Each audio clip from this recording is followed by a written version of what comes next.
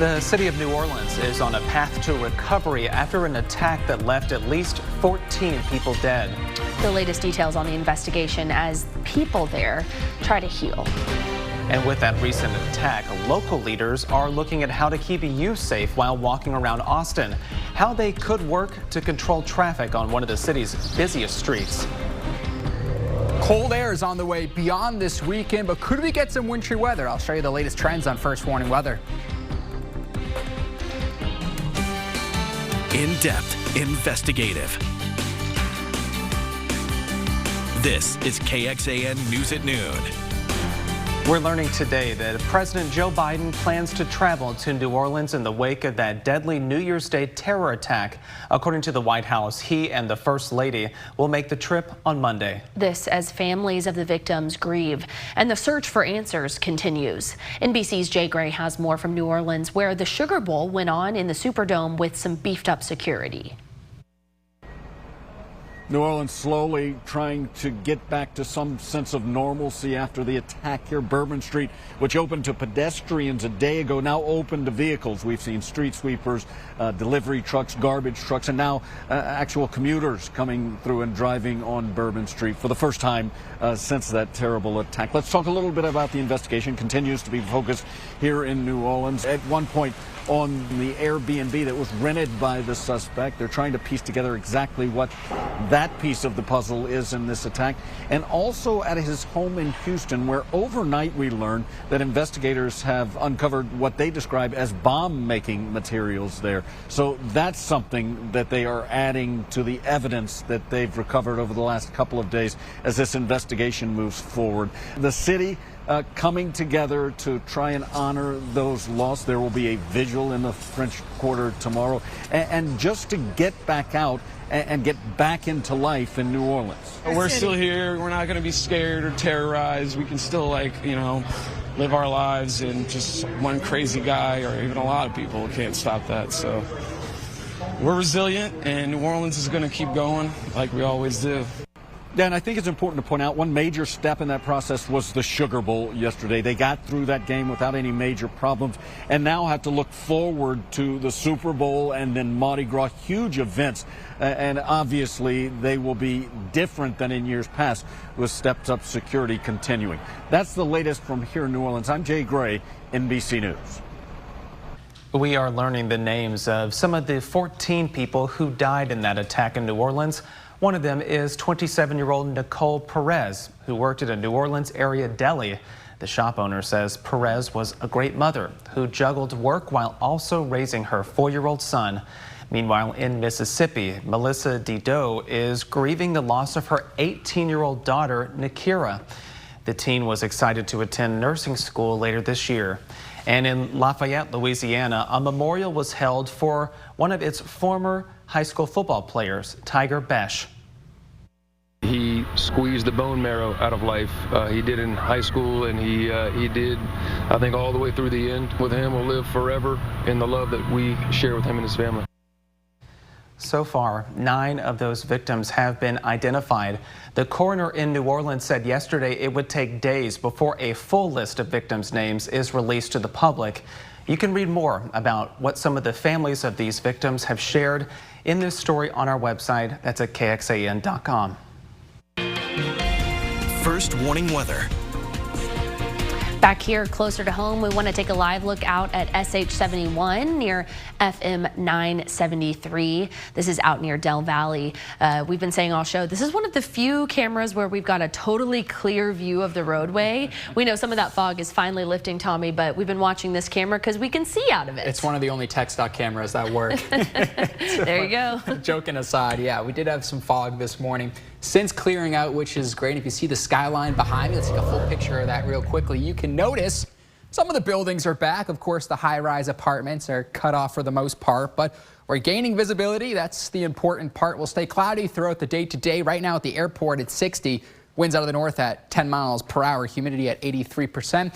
And that cloudy trend for the near future. All right, visibility right now. Northwestern parts of Travis County still right around a mile or so, of course, toward Llano and Burnett and Mason, not really dealing with any sort of reduced visibility there. And you'll notice down I-35 to San Marcos and even Bastrop County, a little bit of less than 2 miles there. Temp check right now, some 50s, maybe even upper 40s up towards San Saba County and Mason, but east of that, closer to the metro, dealing with upper 50s and maybe a low 60 out and about. 58 in Austin, 60 at the airport, 62 in Buda, Wimberley, and San Marcos in the low 60s, and east of I-35, a few 50s sprinkled in with some low to mid 60s at this time, warming back up to, let's say, 67 in Austin today. Clouds, that's for the near future through Saturday. By Sunday afternoon, we'll start off warm in the morning, and then I'll show you once that cold front moves through, different situation by the afternoon into the evening. So we'll have that weekend forecast. There's a lot of big stuff, live music downtown, maybe some showers. It won't affect your weekend plans. I promise you, perhaps a drizzle here and there, but that big cold front, that is the headline I'm trying to push through. Maybe some winter weather. Don't want to get in the hype train with this yet. I'll show you the trends of what we know so far. That's all coming up in just a bit. Tommy, thanks for tracking it for us. In light of the deadly attack in New Orleans, Austin leaders have an update on what's being done to keep 6th Street safe. Previously, we reported about plans to open up 6th Street to vehicle traffic every day of the week. It's an area typically closed off during the weekends. The Austin police chief confirmed that a pilot program began 3 weeks ago. Under the current phase, that street is open on Thursdays and Sundays. Goals for this include creating expanded and dedicated pedestrian areas for more organized lines and walking pathways, reducing the need for street closures, and enhancing safety and using officer staff time more efficiently. When it comes to a point where 6th Street sees massive crowds, Chief Davis says APD will then close the street completely. She says they also hired a crowd management expert and a crowd psychologist to try and help with this. The chief says security upgrades will also include taller curb edges that are about 12 to 18 inches high, as well as balusters nailed into the ground. Those would be installed in the parking spaces along 6th Street. It was supposed to come in, I believe, January 9th, and we've already been told that that's been pushed back. It's being delayed. So as soon as we get that equipment in, we're going to get those into the ground. If it can't be done and it can't be done safely, we're not going to do it. However, not everyone is a fan of this. One bar manager told us that some are concerned this will hurt business, but says more importantly, there is worry about public safety adding vehicles near pedestrians like this. Austin City Council member Zoe Kadri tells KXAN his office checked with transportation and public works staff this week. He was told the department is already looking into having bollards as a part of the Congress Avenue redesign. In a separate statement, Kadri wrote, quote, "I'm committed to exploring with staff enhanced safety treatments for major street closures downtown, along with anything applicable to our city that investigations in New Orleans may reveal." Today, Travis County is swearing in its newest tax assessor collector. Voters elected Celia Israel in November for a 4-year term to that position. She will be the county's 22nd tax assessor collector. It is an important role here locally. She'll be responsible for collecting more than $5.8 billion in local property taxes for 153 local government entities, as well as $1.6 million in court fees. The position is also responsible for voter registration in Travis County. She has been sworn in now at a ceremony that happened at the Travis County Civil and Family Courts facility. We are taking a live look outside from our KXAN weather cam over downtown Austin. Pretty gloomy out there, some of that fog lingering. Tommy has been tracking your weekend forecast. Will this stick around? And when temperatures could really take a nosedive into those low temperatures, Tommy's going to have that coming up in your full forecast in just a little bit. As the year begins, most gyms will be packed with people embarking on their fitness goals for the start of 2025. David Horowitz talked to trainers who want to remind people to do something they enjoy and be patient. Those results could take time. Walk, run, play basketball. According to Statista.com, exercising more is the 3rd most common New Year's resolution.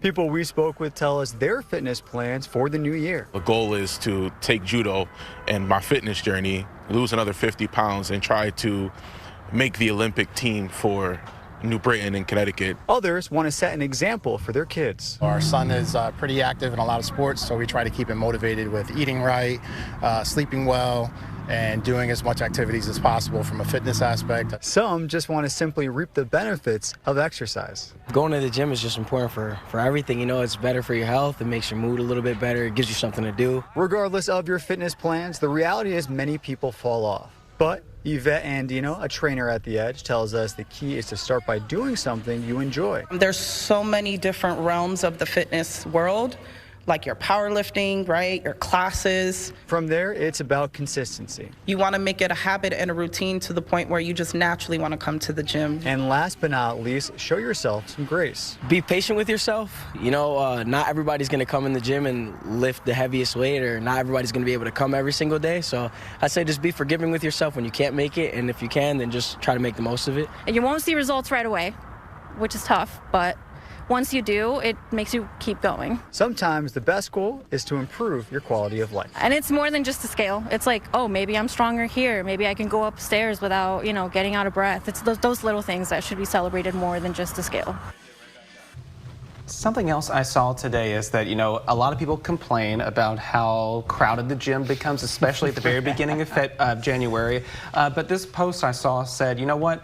Treat all those people with respect. Smile at them, because that is a lot just to be able to walk into the doors and try to work out. Yeah. And you could be the reason that someone stays there and keeps up with their goal instead of feeling intimidated. And I was like, you know what? That is so awesome. It is intimidating to walk into a new class or gym setting, and it can be kind of scary. Right. So I love that. That's really great. Yeah, welcome everybody. Costs nothing to be nice, right? And respectful.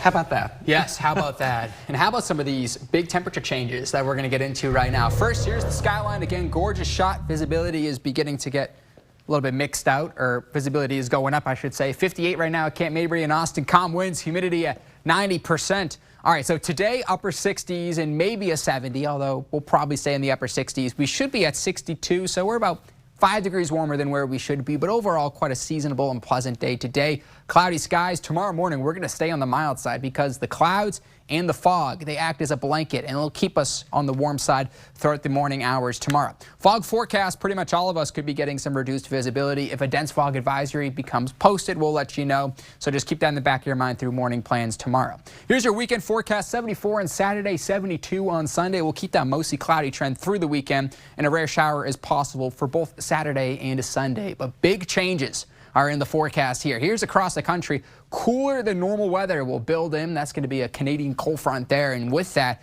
comes a chance for some below freezing temperatures overnight in our area. So let's look at the latest trends here together and start off with the temperature trend. Upper 70s possible. I think we'll stay in the mid 70s Saturday. Front moves through on Sunday. Temps quickly drop, and then it's nothing but 40s Monday, Tuesday, Wednesday into Thursday. That could be the case into next weekend. So 43 on your Wednesday. How about those overnight lows? Below freeze, and this is in Austin. Keep in mind, we still haven't had our first freeze yet. Could be one of the latest first freezes on record, but we'll get plenty of below 32-degree days out the door Tuesday, Wednesday, Thursday, even into Friday. Now, we have the cold air. Will we have the moisture for some winter weather? Well, 40% chance of some mixed precipitation. As of now, though, we know that cold air is in place, as I mentioned, but the models are all over the place in terms of where will that rain snow line set up. How much moisture will be available, and will anything actually fall to the surface? Could it be ice? So in this little bubble that I drew, this could be an uncertain area where that rain snow line, it can move to the south, it can move to the north. This is one of the GFS model runs that just came out most recently. Could be a bit of mixing. This is sometime between Wednesday and Friday. The timing's all over the place, and as it should be. We're still 5 to 7 days out, but I'm just putting this on your radar, not to say this is a definitive, locked in, set in stone, because of this will change, I promise you. We'll have the updates for you here. So big picture is something's possible. 40%, that's next week for some wintry mix. Highs go from the 70s back down to the 40s. Welcome back, everybody. We are taking a live look now over Lake Travis from our Oasis cam. Maybe not the day or the weekend even to be hitting the lake, although the temperatures will serve you well, especially compared to a drop that Tommy is tracking next week. We'll have all of that coming up in your full forecast in just a couple of minutes. The U.S. Surgeon General says alcohol labels should carry warnings about the risk for cancer. An advisory from Surgeon General Vivek Murthy published today cites a direct link between alcohol and at least 7 different types of cancer. The report says that alcohol is the third leading cause of cancer in the U.S. after tobacco and obesity. The Surgeon General says alcohol can cause cancer in several ways, including damaging DNA and altering hormone levels. He says that in addition to new warning labels, he recommends reassessing guideline limits for alcohol consumption to account for this cancer risk. Current guidelines recommend people have 2 drinks a day for men and 1 a day for women. Any change in beverage labels, though, would require approval from Congress. Turning now to some business news, a setback today for Austin's second largest employer. Tesla says it delivered 20,000 fewer cars last year than it did in 2023. It's the company's first ever annual drop. Yesterday, Tesla stock closed down 6%. An artisan roastery in Finland introduced a coffee blend developed by artificial intelligence. The blend is called AI Conic. Kind of love that name, actually. AI picks a mixture of 4 types of beans using ChatGPT and Copilot. The AI was tasked with crafting a blend that would ideally suit coffee lovers' taste, pushing the boundaries of conventional flavor combinations, in addition to coming up with its chosen mixture of beans from Brazil, Colombia, Ethiopia, and Guatemala. AI created the coffee package label and a detailed taste description. Well, it taught us that AI can help in almost anything. It will never take our jobs. We still need the experts here, but kind of maybe look outside the box. Also understand customers, their preferences, and the more data we put in there, the more it can help. So I think it opened our mind. After the first test roasting and a blind tasting, coffee experts agreed that the tech-assisted blend was, in their words, perfect, and there was no need for any human adjustments. In-depth, investigative. This is KXAN News at Noon. The future of Burnett County up for discussion today as the Commissioner's Court takes up the resignation of former county judge James Oakley and talks about what's next. Oakley stepped down just last month amid legal troubles and harassment claims made against him. KXAN's Barrett Tryon has been following today's meeting and then joins us now for an update. So what's the latest, Barrett? I can tell you this morning, the public comment all about Oakley, targeting the commission really on its process on how it wants to go about choosing an interim judge. Now, Oakley was indicted in 2023 on several criminal accusations, including abuse of office, official oppression, and tampering with evidence. A jury found him not guilty of one charge and a judge throughout the others. However, a panel of judges recently ruled that that judge actually erred in his decision. Now, those claims center around his role as a board member of a local electric co-op and also the handling of a vehicle crash back in 2021. Now, just last month, the State Commission on Judicial Conduct actually reprimanded him. He's accused of removing a lock to the courtroom door of Justice of the Peace Lisa Whitehead. He also faces sexual harassment claims from Whitehead. Locals say they want to make sure the court is being honest about the choice to find an interim judge. Process framed by fairness, integrity, and without biased interference is how Burnett County must conduct all its processes for appointing and electing those who represent all citizens of Burnett County. I believe you have a heightened responsibility to take the citizen input into account in the process, and that the process needs to be really transparent. Now, that interim judge will actually finish out Oakley's term, which is up next year in 2026. At that time, it will then head to voters. Of course, we'll have more reaction on what happened on this meeting coming up tonight on KXAN News. First warning weather.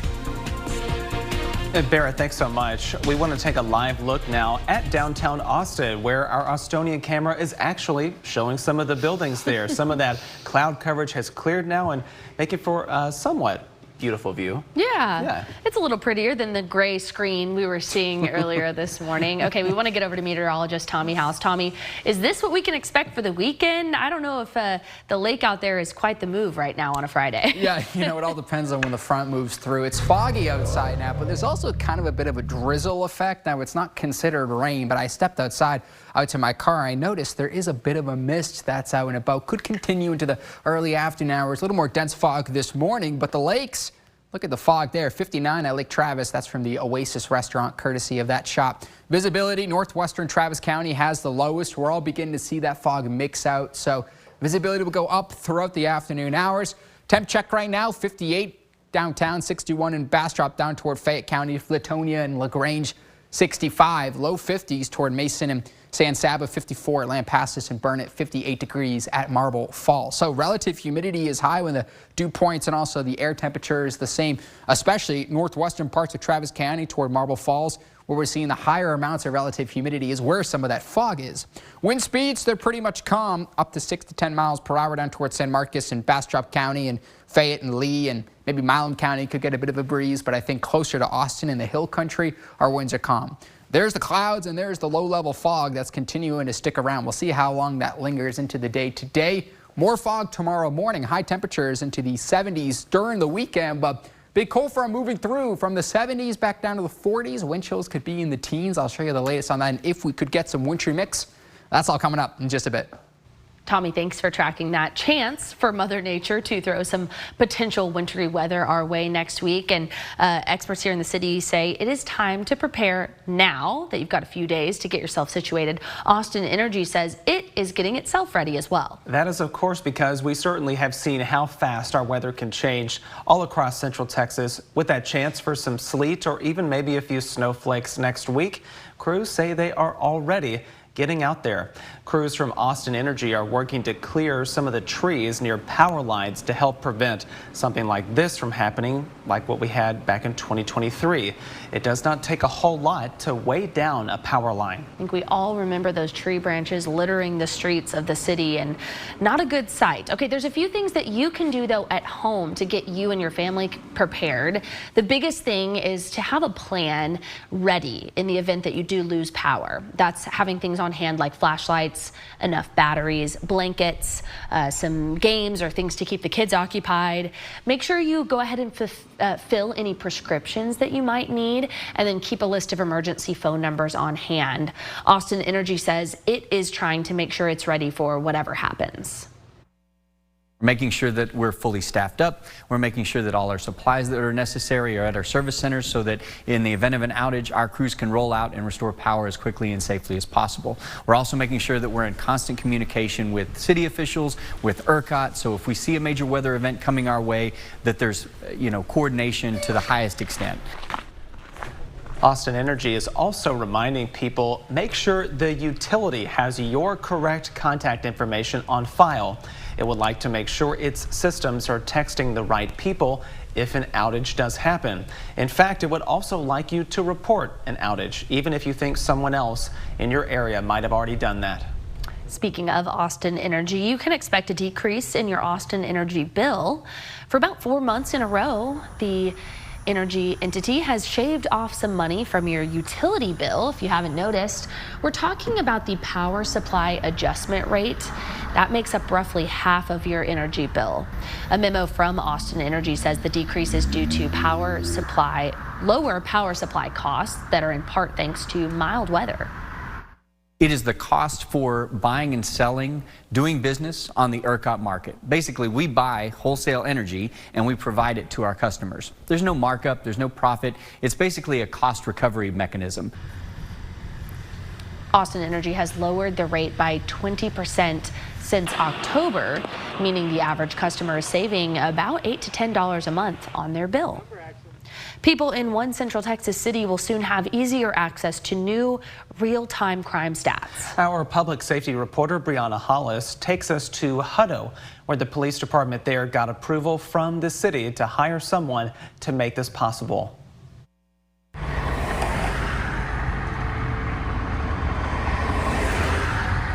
Hutto is a growing community, and in any growing community, there are going to be additional needs.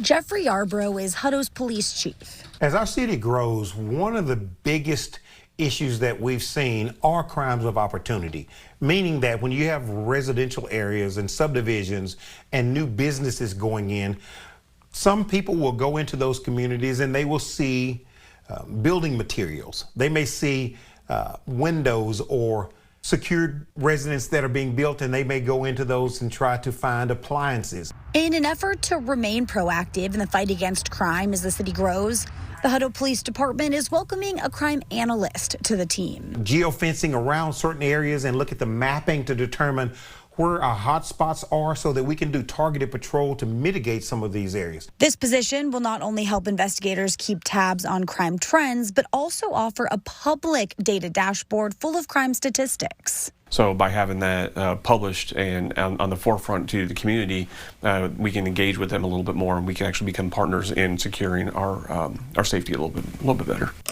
The department hopes providing these will keep the community safer and strengthen Hutto PD's relationship with the people it serves. The core principle of community-oriented policing is we have to engage with our citizens. We have to have a relationship with the people who live here.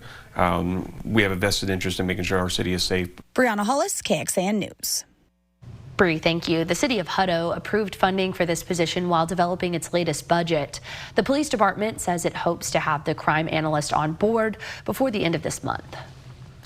Going in depth, the Austin Police Department launched an interactive crime data portal this year. You can view stats by year, council district, and different types of crime.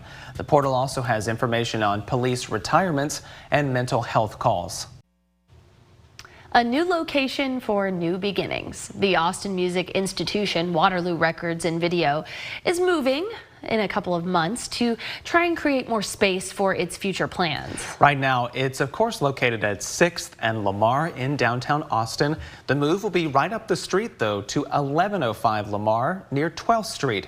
The owner says this is a pivotal moment for the record store as he takes a step back to bring in co-owners who will carry on the torch. Have a chance to both honor the history of Waterloo and its own influences back to the Armadillo World headquarters and other stores that came before it, and then also to think about how the Austin music scene itself is evolving and how we involve the musicians that are reshaping what this community looks like. I feel really lucky. The new store is expected to have more parking and space for events and music performances. There are plans for a grand opening and community celebration, but there is not an exact date yet for that. A sailor has run into a bit of trouble. He was left stranded on a beach in Florida after battling some rough seas for hours. And now he has to get that boat removed, so he's offering up his sailboat for the price of $1. Wow. Captain Alan Askar's journey from St. Augustine to the Dominican Republic took a turn on December 22nd after battling those rough waters, as we mentioned, off of Florida's coast. When he went to sleep, the 1977 sailboat was eventually pushed onto the shore at a beach there. Captain Allen has only 30 days to get it removed, but the price of removal caught him by surprise, higher than he thought. So what does he do? He puts that boat on Craigslist for sale at that $1 price. I have $1. Where is he at? I don't know. I have to talk to my wife to see if we're in the market for a sailboat, but $1 is a pretty good price. Maybe not the buyers he's looking for. He says he's still looking for a serious buyer, one who could give his boat some new life. He says if he finds the right person, he's willing to chip in and pay to help get it removed, but just wants to see it go to a happy home. Forget the dollar menu. Yeah. You get a boat for that. Here's the thing. I think after having such an experience on the rough seas, it might be the last time you want to get on that sailboat. Like, I'm good. Yeah. Let's move on. Yeah. Make a B&B out of it or something. When our old town growing up, we had this huge boat that someone carved out and made it into a restaurant. Oh, really? Wow. It didn't last long, but it was a cool concept. Yeah, another idea. Yeah. Another thing Austin needs, maybe a taco truck out of it. All right, one final quick check of weather. 70s to the 40s and maybe some wintry mix next Wednesday and Thursday. All right, thanks for watching this afternoon. We will see you back here in about half an hour with another update. Enjoy the rest of your Friday and your weekend. Take care.